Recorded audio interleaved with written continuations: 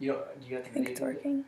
Yeah, but I mean, I'm just going to kind of set it there. I already started it so that it doesn't have to be 40 minutes long. It's really long. I'm sorry. Oh, that's all good. So we just sort of like sit on the couch and talk? Is that what's going on? Yeah, it's not like I haven't showered or anything. It's that. That's okay. It's I okay. worship tonight, so after you leave, I will be getting my beauty face. You gotta get the moneymaker ready. Yeah. We had Marriage Live last night, so we had the marriage event at the church. So I was getting ready for that all day. Friday was supposed to be my day off, but whatever.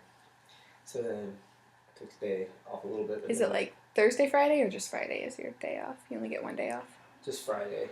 Saturday, I mean, I usually take most of Saturday, like morning and stuff, and just hang out with Nate and stuff. But I'm having computer problems, so I spent all day at the church today trying to figure out like why my computer won't function.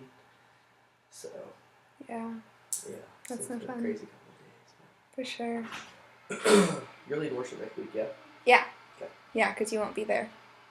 Just double check on that. Do you consider, like, I mean, are you excited to go on the winter retreat, or is it like, oh, I have to work, sort of thing?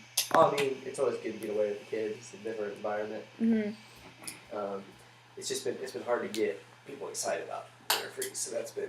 Are there not people going? I think we got 22. Okay, that's a good group though. But like we're splitting like into two kind of tracks. Oh, I forgot it. So it's junior high and high like school. 11 and 11ish somewhere in there. And then the other churches, like one church is bringing 8 total kids. It's like, suck. So. Which one is that? Not the one in Washington. Church in Washington. And then Foothills is bringing like 45 or 50. Yeah. But each group, each camp is going to be like 35ish. Yeah, it's pretty small. Yeah, so like even like one like the middle school worship team is like a full band, like 6 person. I'm like it's gonna feel weird like having that big of like a worship thing for like 30 middle schoolers. Yeah. But I think we need to sit over there because we're gonna be on her camera. Oh, you don't have to. It's okay. I don't know if you guys. It just said it needs to be recorded. I don't know if it even. Like audio. I don't know. I mean, I have the video going, but it's just on me, and I just have, like, notes and stuff. I don't know if it matters. I mean, we can either... I don't know if it's supposed to... Because we can bring the bench over. I don't know. Or, like... He didn't give me very good directions. We can even move the couch. Is the syllabus just totally not clear? Yeah, no, it said, spend a minimum of 45 minutes on camera learning about the couple's experience married. That's what I got. And then I came up with my own questions and stuff. And so... Whatever, it's your assignment. I mean, I would assume that means that we're supposed to be on camera. Yeah, what if we bring, like... I don't want you to get in trouble. Because, yeah, if you need to be able to see the computer, what if we either, like... We can either rotate, like, us or the couch. Because we also want to make sure there's enough lighting and whatnot. But, like, or bring, like, the recliner over so that we can sit across. One way or the other. Okay. Like she's already got rolling. Like she's just rolling minutes right now. It's supposed to be 45 minutes long. It's a lot. So. You don't think he like actually watches these or anything? It's just sort of... No, I don't think he does. I hope this part's on it. Let's talk about him not watching it. Well, it will be. So. Hey, Dr. Gilbert. I hope you don't watch this. We're confused, Dr. Gilbert.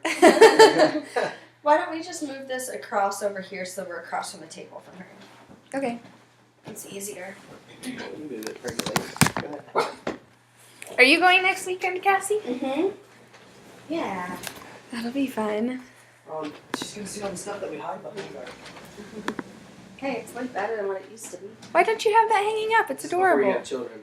Yeah. You have the pictures with the dogs? Because I don't have my wall completed yet.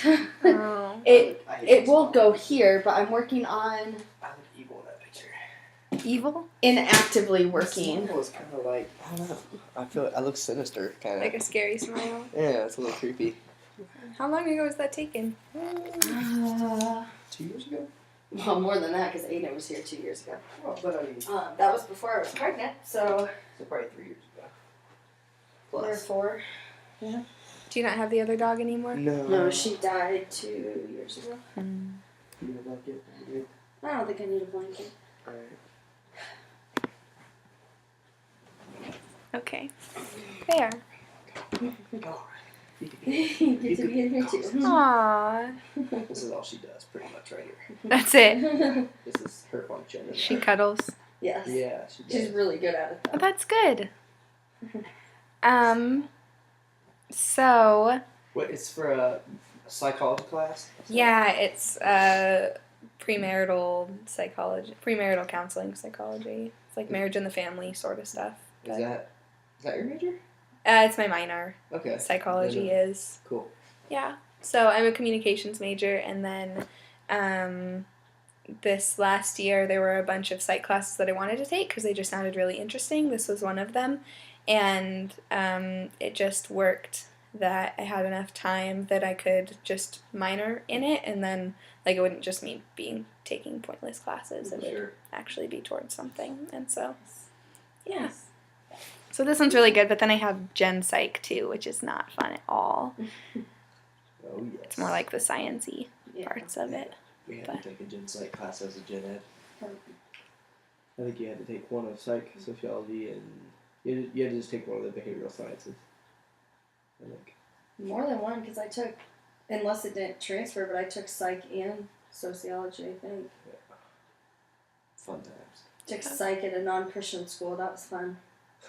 Well, Yikes. Prof basically tries to convince everyone that Christianity is wrong. Yeah, that's fun. It's like the God's Not Dead movie. Yeah, pretty much. Yeah. Yeah. Scary. You guys met in college, right? Mm-hmm. We met at Indiana Wesleyan our sophomore year. Well, we had our first class together. Your sophomore year. It was my first year. I transferred in, so I'm kind of like, I don't even know how where it falls time-wise, but we were just friends until pretty much our senior year when we started dating. Like February. Yeah, we said Valentine's Day was kind of our. Well, the 10th was the date that we celebrated. I still remember that. That was our second date. I still remember the day though. Wow. February 10th was your second date? Mm-hmm. Why not the first date? Well, I mean... Dates are important, Mike. Yeah, because that week in between was... No, we're not dating. We're just hanging out. We're just... Yeah. And then on the 10th, we had a second date. I had an apartment on campus. They had these on-campus apartments it was a quad, so there was like eight of us dudes living in this. We called it Filthy Philippi 4. Yeah, it was gross. But we had all of our girls over. Some that were girlfriends, Day. some that were. That wasn't on the 10th, dear. No. Okay. Sure. I'll tell the story. So, some that were girlfriends, some that were just friends. Mm-hmm. You know, we had them all over the apartment. All of us guys made them dinner, and like one of the guys that in our suite or whatever was a really good musician. So him and I did some music and serenaded all these funny things. But then after that Valentine's Day dinner, we talked about like what were we, we defined the DTR. it on the 10th. He DTR'd. Yeah. Okay, so and we decided I love this that man, but his memory is horrible. And we decided that the 10th was the day we were No, we going to. did not. We talked about it after our second date. He officially asked me out after our second date. And then, but officially asked you to be his girlfriend? Well, yeah. Or, he officially said okay, we're gonna use the terminology. Okay. And then the 14th was, I mean, I don't know if I'd already gotten an invitation to that or not at that point, but. Jordan, one of the things I've learned in the years I've been married is to just shut my mouth and say, "Yep, okay." Just that way. Not always, but when it comes to remembering things. We talked about we should stage a fight. Oh gosh, I don't know about that. I'd just be like, I'd turn the camera back to me and just be like on camera, I'd like slam the door and walk out. She wouldn't go with it. That was my idea. Yeah, they wouldn't know what to do. Be like, Jenna, I broke up their marriage. It's all my fault. Like, it's just for an assignment. I can't be a counselor. Yeah, I can't do it. Did you have your ears pierced at that point? I've been meaning to ask about those. I did, yeah. I had my ears gauged when we met. Mm-hmm. Oh, okay, that makes it cooler. I was picturing like just the diamond like studs. No, he had the gauge. No, he had the gauge. He had the faux hawk. Really? Yeah. Yeah. Those were the days. I was in like a Christian rock band for a while, like in early college. And the flavor saver right here, just a little tiny patch you can barely see. The youth pastor. Patch. Yeah, the youth pastor. Now the youth pastor is the black hair glasses and the beard, but back then it was just a patch. Yeah. Yeah, that's true. We did. I was kind of a punk rock looking guy when we met. Yeah. I had my nose pierced, so I was kind of a punk wannabe. I don't know if you know this, but you're a punk wannabe. Yeah. I've got all the ears too. Punk wannabe. Yeah, I think I had my cartilage done too. I think. I don't know if was I still wearing that in college? I had it in high school. No, I don't think you did. I did. I don't know. Until anything I could do that, like when I came over the summer, freaked my parents out. Like, Mom, I got a tattoo. I got a piercing. You know, they were not too super supportive. Every time my nose has been pierced for like 4 years, but still every time I see my stepdad, he says, "You've got something right there." Joke's old. Like, I know. Over the joke. Yeah, I used to like appease him, like, "Oh, I do wear," but now it's just not even. No, you just roll your eyes. Yeah. Try. Yeah. Yeah. That's funny. Things change. We're not who we were. So put that in your notes. So I guess one of the things that he said is just I'm supposed to talk about like the struggles and insecurities and successes and things like that in your marriage. So just I guess some of that stuff. I'll let you guys talk and I can ask questions if you don't know where to go. But just some of the struggles that you've had, argument topics and resolutions. This would be where we stage a fight. Still want to do it? You know, it's hard to even think, like, argument topics. Because it's not like we don't really have, like, recurring, like, this is a topic, a source of argument for us regularly. Yeah. Like, in a lot of marriages, you know, you read books that, like, a lot of the topics of conflict are, like, finances or, I mean, that's probably the big one. I never thought about money, really. No. I mean, most of, like, when we don't argue or, like, fight a lot, but when we do, it's just, like, it's usually something random and stupid. It's usually not even about what we're fighting about. It's usually something that happened that we didn't resolve. Yeah. Because I'm an avoider. That's why. Yeah. So she'll be mad about something that happened, like, 24 hours ago or 48 hours ago, but I just tried to, like, just get mad at it. I'll just ignore it. Mm-hmm. Which isn't good for me because then I just do, and I need resolution. So then whatever we end up actually having an argument about, it's usually, like, has nothing to really do with that. It's like, oh, this is about that thing 48 hours ago, isn't it? Suck. Yeah. I mean, I don't know that, like, we can necessarily, like, give you, like, here's, like, common topics or common sources of, like, arguments, but as far as, like, resolution or, like, how we resolve conflict, we've definitely learned, like, we have very different styles. Mm-hmm. He grew up in a home where conflict was avoided. You just don't talk about it, sweep it under the rug kind of thing. I grew up in a home that makes him very uncomfortable because we just, like, battle it out and then move on. And my mom and I are still that way, like, you know, we just say what we need to say and then we move on, and Mike doesn't know how to handle that.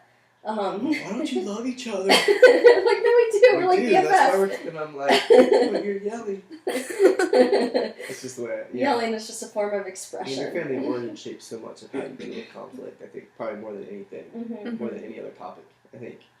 And I don't think either of our families handled it healthily. No, somewhere in between. It's like the spectrum. Yeah, somewhere in between us is probably a more healthy way. Yeah, probably. yeah. But we've tried. So that's what we've had to figure out. Yeah. What we've learned is, and to add to it, he's an internal processor and I'm an external processor. Mm-hmm. So you add that to it, and you know, for him, like when there's conflict, like he wants and needs to walk away from the situation and like process and think through, whereas like I'm left like fuming and like just getting more and more angry.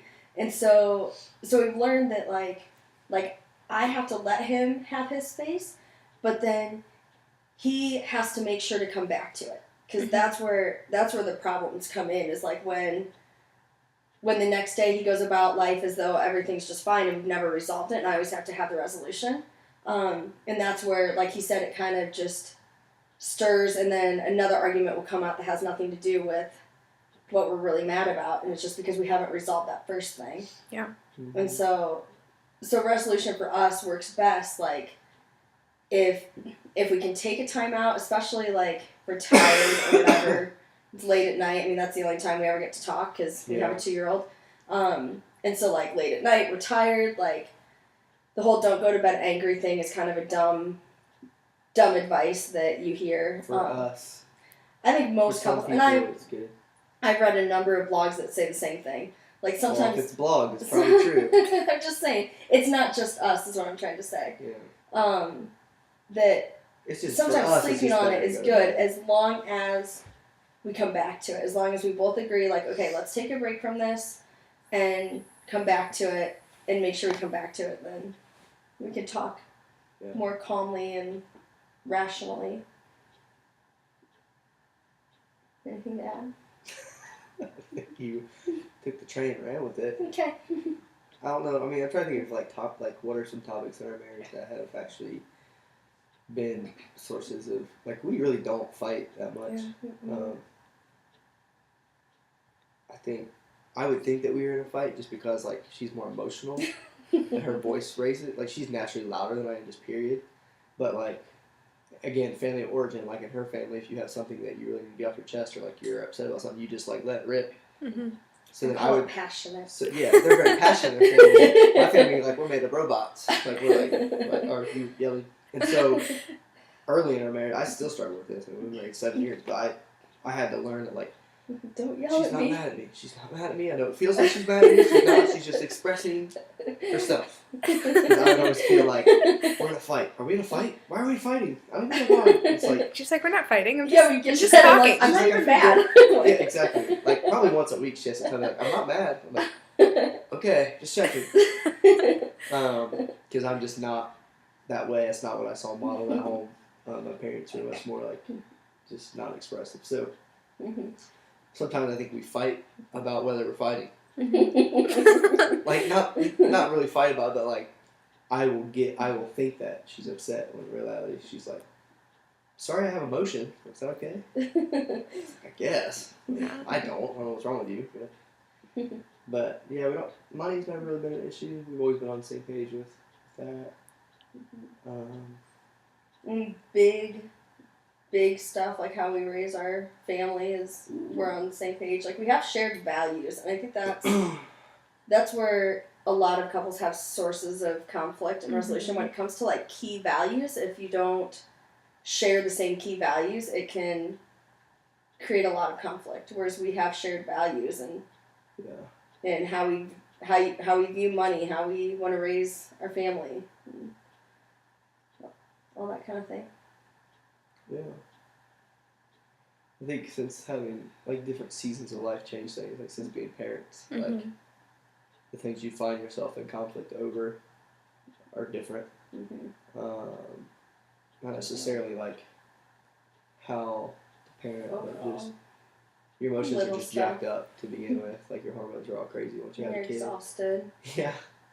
Exhaustion adds to it a lot. Yeah. But, like, maybe disagreeing on discipline or when to be firm or when to pick what battle. Yeah. Like, sometimes we'll nitpick on that stuff. Or it's always little stuff. I'm trying to learn how to resolve conflict, like she said, in the hour window that we have together as a couple. Because I get home around 5:30ish. It's basically a race to bedtime. You know, it's dinner. It's me spending time with Aiden for a little bit, giving her a break, and then bath time and then bed. And Aiden's in bed at 9, and by then I'm toast. I don't like to do anything productive, including conversation. So we basically, we have an hour of laying in bed to talk if we want to talk about anything before I'm just totally, like, gassed. So learning how to, like, if there's conflict resolve or something, like, how to do it efficiently and not in front of Aiden if we can. Mm-hmm. Although it's good for kids to see you work problems out as long as you're doing it in a respectful way. But which we don't like throw pans or anything. Or we're not a fighting couple. That's good. Yeah, you aren't going to get to witness that. Well, I mean, you said you were going to storm out, so. Yeah. That would have just been acting, though, because he's a robot, so yeah. he doesn't show emotion. Yeah. I just swallow it down until you leave. Maybe longer. Yeah. How long were you married before Aiden? 5 years. 5 years. Yeah. Mm-hmm. What, I mean, I guess what changed then? Like, did you have expectations having him, and how did that change, like, your marriage and your relationship? The first year was brutal. Everything changes. Yeah. I mean, definitely that the first year is hard on any marriage, and I mean, even for a strong, healthy marriage, it's very difficult. For one, like, you're exhausted all the time, and when you're tired, you don't have as much control of your emotions. For two, like, and I think this is probably the biggest thing, is like, you have no clue what you're doing. I mean, you can read all the books you want. I was a nanny for 3 years before we came to Oregon, and I mean, my mom had kids in our house from the time I was in, like, 7th grade on, and so, like, I knew how to be around kids and had a good base knowledge, but you still, like, you have no clue what you're doing. And I actually think that brings up, I mean, that's probably where, like, the root of a lot of conflict comes in. And in the marriage, because you just get to the point, like Mike had mentioned, you know, maybe, like, having disagreements or trying to figure out, you know, what battles to fight and what not to. And, like I can think of a number of times where, like, in the midst of some of our conversations, some of our arguments, like, where I would just get to a point where I was like, you know what, neither of us know what's right here. Like, we don't know what we're doing. And it's hard. Like, it makes emotions raise. So it definitely, I don't know, it's definitely tough that first year for sure. And figuring that out, you have to figure out how to still be husband and wife when now, like, your primary role is mom and dad. And I think especially for women, and especially if the woman is the primary caregiver, like, you become so, like, wrapped up in your identity as mom that you kind of lose who you are, and so trying to keep a balance and figure that out is definitely something different. Even though we had 5 years to figure out who we are as a couple first, it's still an adjustment figuring it out once kids come. I mean, you hear people say all the time, like, you don't realize how selfish you are until you get married. Like, people say it all the time. So, like, I think the first 5 years was kind of like, wow, like, I am kind of a selfish punk. Like, I want things my way. This is weird having a second person to always, you know, answer to, so to speak, or in the house with opinions or whatever. But then it's like a whole nother level when you have kids, because especially for men, you know, I was used to being Cassie's sole focus when we were home together, you know. Now it's like, hey, what about me? I'm still here, you know. And it's easy to kind of, I mean, you almost feel like a little kid again, like, you know, feelings of, like, being the last pick for dodgeball, you know. So it's like you go back to being like that awkward middle school kid going like, what do I got to do to get some attention over here? But then at the same time, trying to suck it up and realize, like, dude, you had a kid. That kid needs mom. Yeah. And dads, I think, especially the first year, have a hard role of trying to figure out what's my role in all this stuff. You can feel kind of useless. You can feel kind of purposeless, you know. So trying to figure that out. Because you have to lead worship in front of me every week, I won't go into too much detail except to say that intimacy usually suffers. Just from sheer exhaustion, for the most part, I think. Yeah. That, and you got a kid now touching you 24 hours a day, so the last thing you want really is your husband touching you, I think. I think women... Not to mention you're covered in spit up all day. And never get a chance to shower then. Yeah, that doesn't affect guys. Yeah, it affects girls. We haven't noticed. Like, spit up. Yeah, brush it off. I mean, I do think for most women, I mean, you don't want to generalize too much, but mommyhood changes changes your life completely. And so you can either learn to flow with that and adjust with that, or you'll drive yourself crazy. Like, Cassie's not the woman I married, and that's okay. And I'm really not the man she married either. And that's part of the thing. Like, now when we do premarital counseling with couples, it's like the whole like, are you marrying the right person? So I was like, you're marrying like 30 people. Like, by the time you guys die, like you guys have changed so many times throughout your marriage. Personalities. I mean, everything can change depending on what season of life you're in and everything. And so you have to learn how to love almost different people as you grow older together. And I think having kids is a huge, like for women especially, like completely changes everything about who you are, and to personality traits all the way to what you like and dislike in life, and what your purpose is, and I think it's hard for men, I think, to figure out like, okay, what is going on around here? Like, this is a different woman.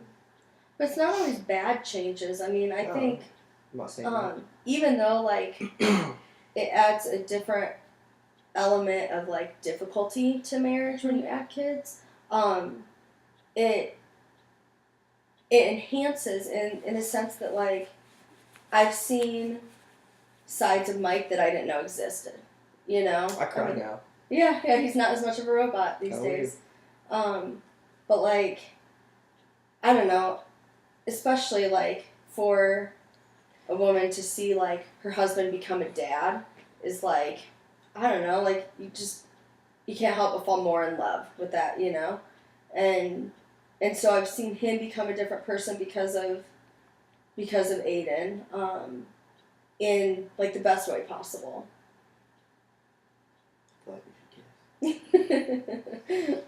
Can if you want, but I'll have it on camera forever. Then we should really go for it. That's how I feel about it.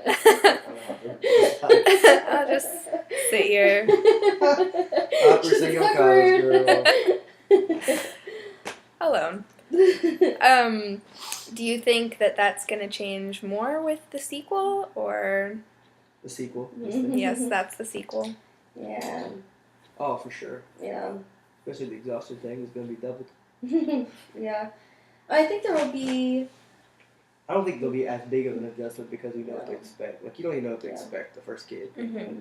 Especially, like, for me, there was definitely a point when we had Aiden that, I mean, it was pretty tough. Like, I don't know, maybe 4 or 5 months in, we had kind of a big blow up. And it was mostly just me feeling like, I don't know, like, our whole marriage has changed, like, you've changed, like, we don't have time for each other anymore, blah, blah, blah. And, like, I think the thing is with your first kid, even though people are telling you there's light at the end of the tunnel, you feel like it's going to last forever. Like, that stage of, like, we're not sleeping, and, like, Aiden was very, very clingy to Cassie, which makes sense because of nursing and everything, but, like, even more than that, like, he had, like, there's a while where, like, he would take a bottle from me. It's like I couldn't do anything to help her. Like, he pretty much wanted her for everything. So I felt useless, and I felt useless for not being able to help my wife, who was clearly tired and could use some help. And it felt like it was going to last forever. And I was like, this is the rest of my life. Like, I don't know if I can do this for the rest of my life, kind of thing. And then, so that's different, because, like, now I'm on the other side of it, and I'm like, oh, yeah, get through those first, like, 8 months to 12 months, and, like, things completely change, and it's awesome. So I feel like the knowledge of past experience will make this one not... It's going to be different because we have 2 kids, and, but, like, just know, like, there's a hope factor that it's like, I know this will be different, and this will change. Whereas with Aiden, like, all hope was lost for a while. You're in the fog. You're literally in a fog for a few months, and you're just like, I don't know how to get out of this. So I think that alone will change it this time. And I don't think there will be as much change in us either, because, I mean, we're getting a better feel for, like, how we parent. I mean, really, where the change is going to come in is, like, how we parent as Aiden grows, because he's the one hitting new stages that we haven't experienced yet. Whereas with the second baby, like, we know what it looks like to parent a newborn now. We know, like, all the stages up to this point. And granted, like, this baby's going to be completely different than Aiden. And, that's what I'm afraid of. Yeah. But, I mean, we figured out what works for us. And how to make things work for us, and so we at least know how we can operate, and then we'll figure it out just how to continue to operate this way with a different baby. Yeah, because we know that even though I say that I didn't know if I could like make it. So like we know that he was like the easiest kid out of any of our friends that had babies. We didn't know it at the time. And looking so, back, he was. I can only imagine what it's like for other couples. Yeah. Which kind of, you hear sometimes people, sorry, my throat's best. You hear people talk about like, well, we started a family or we thought we'd have a baby because it would make, like I know people who had a baby because they thought it would make their relationship stronger. And it's like, that's the dumbest thing I've ever heard. Like, if your relationship's not strong, because I know couples that even currently are pregnant expecting that their relationship's really struggling and really rocky, and I'm worried about them because I'm like, if your relationship's already not on a good foundation, like adding a kid to the mix is like the worst thing you could probably do. Yeah. Yeah. Definitely. So, I mean, they're a blessing and all of that, but it's really hard. Mm-hmm. It's like the biggest emotional roller coaster ever. Yeah. So. Yeah. But Cassie's an amazing mom, so that helps because I just sit back and go, do you think? What about before you got married? What kind of expectations do you have? And like, how was the first year of marriage? I think we had healthy expectations. Yeah. We had really good premarital counseling. And I think that makes a world of difference because when you have good premarital counseling, like you start to even transform the way you think before you go into marriage. And so it's not like focus on the wedding day and then all of a sudden, shoot, we're married and now we have to switch from thinking me, to thinking we. Like we had kind of already made that switch, or we're starting to make that switch. Yeah, I think we did a good job of balancing between sort of pie in the sky, like marriage is going to be this state of pure bliss. Although at the same time, you talk to some people and it's almost like they want to help you avoid unrealistic expectations to the point where they're kind of like, you walk away going like, should we even get married at all? Like, it sounds terrible. Because they try to like, to help you avoid that, they try to like kind of tell you all the negative stuff, like how hard it's going to be to be married. It's like, oh, thanks. Especially the season before we got married, I was working in a factory to try to make money for us to get married. And it was a really rough working environment, and like almost everyone I worked with was like on their second or third marriage or divorced or whatever. And like when they found out I was engaged, like the most common response was like, "Oh, why do you want to good do luck with that?" Like, talk to me in 3 years. And these were like guys who were like married. Like, oh, have fun with that, dude. Stay single as long as you can. Just all that kind of stuff. And it's like, oh man, like our world in general, I think has a pretty negative view about marriage. So like we try to balance like realism with a hope, of what marriage could be. I would say either one of us are coming from homes with super great marriage models. Both of our sets of parents are still together, but wouldn't say they're the most healthy. Yeah, they're not maybe necessarily the happiest marriages. And so I think we kind of knew what we didn't want, but we knew it could be better than what we'd seen, but at the same time we also knew that it was going to have real struggle. But. I think we, for better or for worse, we broke all the rules when we first got married, in the sense that, most, like if you read marriage books, they'll tell you, when you first get married, like, don't make any other huge life changes. And we had graduated college, and so then we had to move on to grad school for him, new job for me, new location. My family was the closest at a 6-hour drive. Mike's family was 8 hours, 8 or 10, something like that. And so we moved somewhere. Oh, okay, thank you.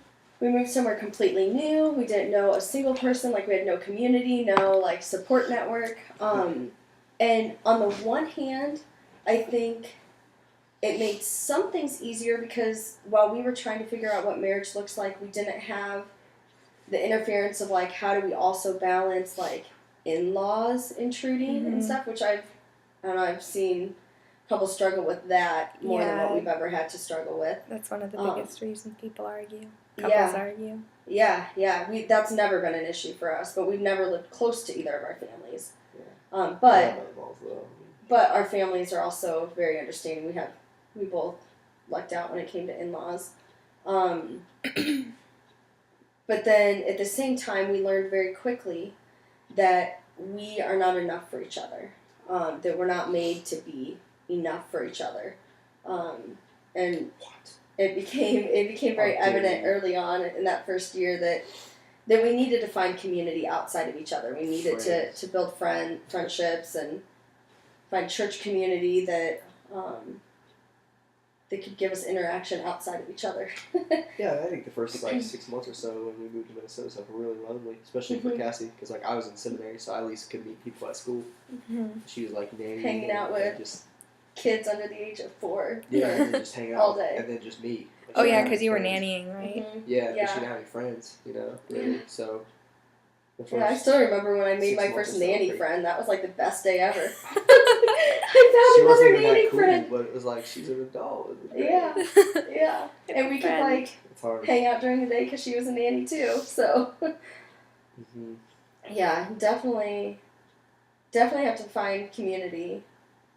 I think that was probably the biggest, like, hardest adjustment in marriage for us in the beginning, like in that first year. Other than just like figuring out how to live together. And I think this is, I don't know, especially hard for girls. And Mike is like, compared to most guys, he's amazing to live with. And like, really, like, pretty easy. But it doesn't change the fact that he's a boy. I'm clean, though. Yeah. You are, but he's still a boy. And boy clean is not the same as girl clean. And that is such a hard... I am like 20 times cleaner than you. No. There's a difference between clutter and clean, and that's where we struggle. Because I'm not bothered by like clutter, but like to Mike and most guys, if it looks clean, it must be clean. And so like dusting and like actually cleaning things, there's a huge difference switching from living with girls to living with a boy. There really is. A college student. Have you been in dorms? Yes. There's still disgusting. A huge difference. Girls' dorms are just as disgusting. They are. What? Oh, please. I've been. They're not as bad as boy dorms. I've been in girls' dorm rooms that make boys' rooms look clean. That's not us. I never lived. I've been in girls' cabins at summer camp that I'm like, what happened in here? The clutter. Well, I mean, there are some really dirty, messy girls, but I never lived with those girls. You're just blessed. I'm just saying, that's... The whole roommate thing is hard the first year to try to figure out. And it's different than, like living with a spouse is different than, like, just a roommate. Because, like, when you're... I mean, having roommates is a good, like, prelude to figuring out how to be married.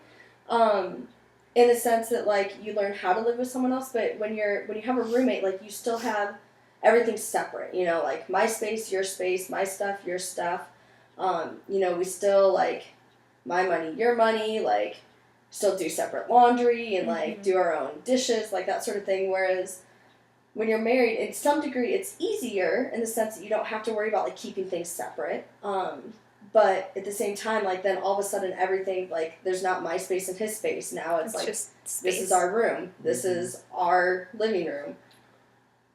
And so you don't get your own space. Like, doing laundry together is, that's a fun one. Everybody does that. Like, I came home. I had been doing the laundry, thinking I was, like, helping model husband guy. So I had been doing the laundry. And, like, folding her laundry for her and stuff, thinking, like, grabbing Polaroids. And I come home early one time from seminary, and laundry I had already folded, she's, like, refolding. I'm like, I didn't want to tell him. I'm like, what are you doing? Well, come to find out, since we got married, she's been refolding my whole laundry. I've been folding for her. So someone like, see, the newlywed. I so appreciated what he was doing.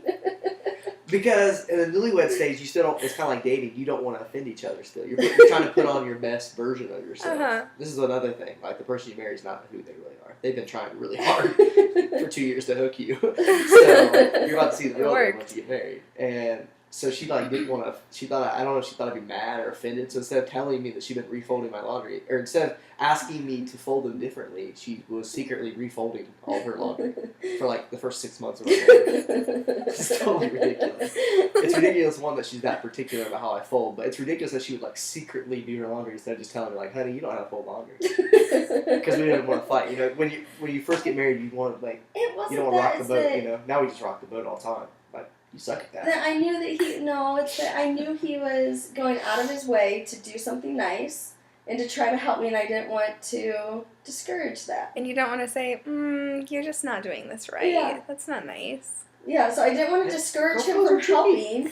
But at the time, I didn't even know if it was a top or a bottom, or I'm like, this is a shirt. But I also didn't want to wear wrinkly clothes. So now I do the laundry. That's like our fun first year. That's like our fun first year of marriage story that I always tell people. This is what you're getting into. She will refold your laundry. Yeah. Although I know guys that are actually like Mark is actually picking at Jessica about how to fold laundry.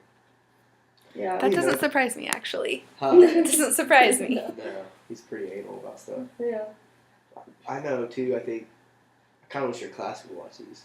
Talking to all of you Corbin students, I think especially Christians, we won't go into too much detail because, again, you have to know me after this. But I think, like, the area of sexual intimacy, like, especially Christians, if we've been pure and if we've, like, been faithful, you know, with our spouse and stuff, we think, like, you know, all this anticipation, we're going to get married and this is going to be a party for, like, 2 years. Maybe like 5. Or at least the first year. I mean, it's just going to be like this explosion of fun, you know, and it's like that area takes just as much work and just as much communication intentionality as every other area of your life. And I just think especially Christians struggle in that area to flip the switch from like, oh, we're allowed to do this. This was wrong like 5 minutes ago and now it's right. This is weird. That takes time, but then even just learning one another and stuff like that, like I think because the question started about expectations. I think false expectations in that area often lead to a lot of disappointment and a lot of broken marriages early on. I think unmet expectations is the number one reason anyone gets a divorce. They had expectations about what marriage was like, and then they don't find those things to be happening, and so they blame it on their spouse and they leave. And I think especially in the area of sex, I think we have like unmet expectations a lot of times, and we think it's our spouse's fault. When in reality, it's our expectations were just not real. So think about that, all you Corbin students. All the Corbin students. Before you hurry up and get married because you can't control yourselves. It's not gonna be how you think it is. That's all I got to say about that. Okay. Well, you want to ask follow-up questions to that topic? You want to dive into that topic? Well, I mean, Go on, counseling. I'm not counseling. I'm collecting information. We just talked last night at Marriage Live about that topic. That was our topic for the whole like. Oh, you too? Your whole thing was sex. The whole sexual intimacy, yeah. Mm-hmm. And you get to do that this week too, and I know, with junior hires. Well, no. Are you getting more into that? You're sicker than I am. I don't want to be drinking after you, so I'll get You kissed me earlier. It's too late. Yeah, we are going to get more into it this week. I got to figure out if we're going to split junior high out or what we're going to do. You mean even before the video and stuff, or? I don't know. I gotta figure it out. Like in the past we've completely split junior high and high school for that night, or for like a whole series one time. But it didn't go well when we split. So I don't know. I'll figure it out. Okay. The last thing is just a recommendation from the couple for couples to know or learn to avoid problems they encountered, or just advice or something. That's a super huge question. Yeah, sorry, it's very vague. Well, I think kind of what you were saying earlier about your spouse is not enough. I think